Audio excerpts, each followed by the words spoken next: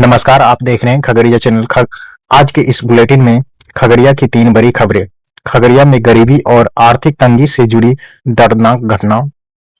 एक महिला अपने पति के शव के पास कई दिनों तक बैठी रही क्योंकि अंतिम संस्कार के लिए पैसे नहीं थे।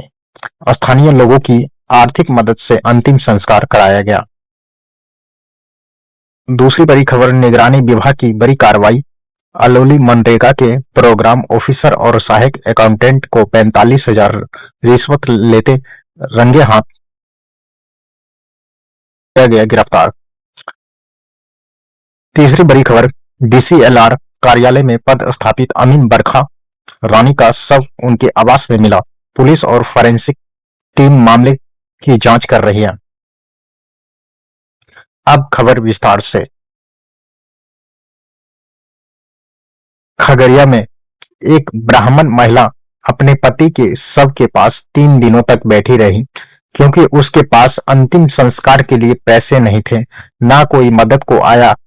जब शव से दुर्गंध आने लगी और मामला सोशल मीडिया पर वायरल हुआ, तब स्थानीय लोग आर्थिक सहायता से अंतिम संस्कार कराया गया। सबसे भावुक पल तब आया जब पत्नी ने कफन पर पहनकर अपने पति की चिता को मुखाग्नि दी। यह घटना सिर्फ एक परिवार की बेबसी नहीं, बल्कि समाज और व्यवस्था सामने बड़ा सवाल भी है। दूसरे के आरक्षण खत्म करवाने पर ध्यान देने से बजाय पहले अपने समाज के गरीब लोगों की दुर्दशा पर ध्यान दे ले तो शायद उससे उनकी स्थिति में सुधार आ जाए। वहीं खगड़िया जिले में निगरानी विभाग विजिलेंस की टीम ने बड़ी कार्रवाई करते हुए अलौली प्रखंड के मनरेगा कार्यालय में तैनात programme officer PO Raman ji भाई और सहायक अकाउंटेंट शाहिद अकरम को 45,000 की रिश्वत लेते रंगे हाथ गिरफ्तार कर लिया। इस कार्रवाई के बाद सरकारी विभाग में हड़कंप मच गया। मनरेगा के एक वेंडर विपिन कुमार का करीब 37 लाख का भुगतान लंबित था। आरोप है कि इस राशि के भुगतान के एवज में अधिकारियों ने 70,000 रिश्वत मांगी थी। साहब, कितने लोगों की गिरफ्तारी हुई है? क्या 2 लोगों की गिरफ्तारी हुई है इस मामले में। इसमें परिवादी के द्वारा शिकायत किया गया था कि उनका नरेगा का कुछ काम था जो करवाए थे, उसके बदले में उनको पेमेंट मिलना था। पेमेंट नहीं किया जा रहा था, उसके बदले में उनसे पैसे का डिमांड किया जा रहा था। कितना का डिमांड किया था? कितने? दोनों अभी के द्वारा अपने अपने हिस्से में पैसे का डिमांड किया गया था। एक के द्वारा 45,000 का डिमांड किया गया था कार्यक्रम पदाधिकारी के द्वारा, और दूसरे अकाउंटेंट के द्वारा 25,000 का डिमांड 20,000 का डिमांड किया था। आज कितने रुपया लेकर के? कार्यक्रम पदाधिकारी को 45,000 रुपये रिश्वत लेते हुए पकड़ा गया है। अकाउंटेंट को रिश्वत लेने के क्रम में गिरफ्तार किया गया है। दूसरे कितना? 20,000 का डिमांड किए थे। रिश्वत ले भी रहे थे क्या? गिरफ्तारी ब्लॉक से, अलौली ब्लॉक से। क्या नाम है किसका? रमन जी भाई, सॉरी, परिवादी का नाम। इसका नाम, उनका नाम क्या? शाहिद अख्तर। कंप्लेनेंट विपिन कुमार। क्या वो कंप्लेंट किया? वो वेंडर का काम करते हैं, तो उनको काम के बदले में जो पेमेंट बाद में मिलना चाहिए था वो नहीं दिया जा रहा था, रोक के रखा गया था। कितने दिन से रोके हुए थे? उनका अलग अलग प्रोजेक्ट था, कुछ का मतलब कुछ पहले का किया हुआ, कुछ बाद का, कुछ आगे का पेंडिंग था। तो वैसे मतलब सिर्फ एक काम का नहीं था, अलग अलग काम का बहुत सारा पेमेंट था।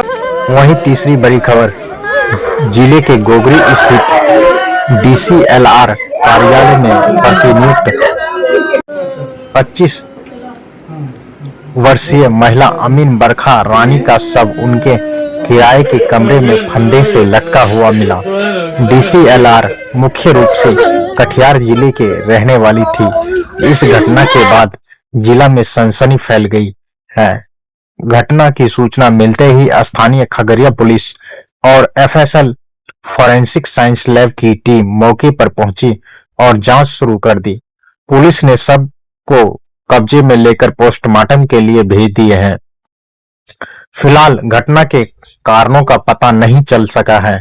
पुलिस सभी पहलुओं से मामले की जांच कर रही है। जांच रिपोर्ट के आने के बाद ही मौत के वास्तविक कारणों का खुलासा हो सकेगा। इस पर खगड़िया पुलिस अधीक्षक भानु प्रताप सिंह ने कहा कि घटना की जांच गोगरी एसडीपीओ कर रहे हैं।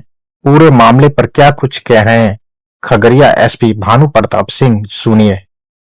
को विजिट किया गया है, एसडीपीओ साहब को भेजा गया है, उसमें एफएसएल की टीम को भी घटनास्थल पर बुलाया गया है।